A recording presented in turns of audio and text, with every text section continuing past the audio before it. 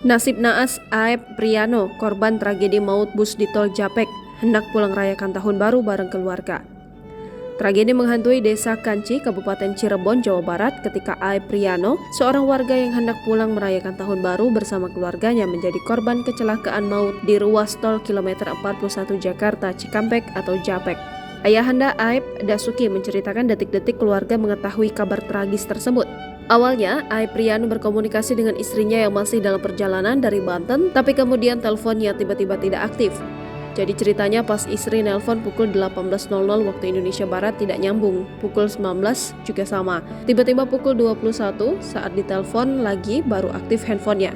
Ujar Dasuki saat diwawancarai di Dusun 4 RT 18, Desa Kanci, Kecamatan Astana Japura, Kabupaten Cirebon, Senin 1 Januari 2024. Ketika istri Aep Priano berusaha menghubungi suaminya, ternyata yang menjawab telepon adalah anggota kepolisian. Polisi pun memberi kabar bahwa bus yang ditumpangi anak saya mengalami kecelakaan, ucap Dasuki yang kemudian menerima berita tragis itu dari menantunya. Pihak keluarga pun segera menyusul ke Rumah Sakit Rosela Karawang tempat Aep dirujuk pasca kecelakaan. Jenazahnya akhirnya dibawa pulang ke Desa Kanci untuk dimakamkan. Dari informasi yang diterima menyebutkan bahwa Aep Priano bekerja di perusahaan pembangkit listrik di Banten dan kini ia meninggalkan seorang istri serta 3 orang anak. Tragedi ini menutup perjalanan Aep Priano yang hendak merayakan tahun baru bersama keluarganya di Cirebon.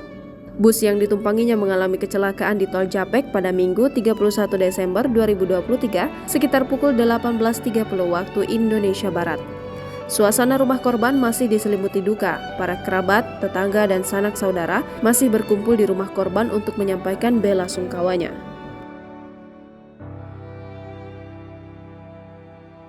Download Tribun X sekarang, menghadirkan lokal menjadi Indonesia.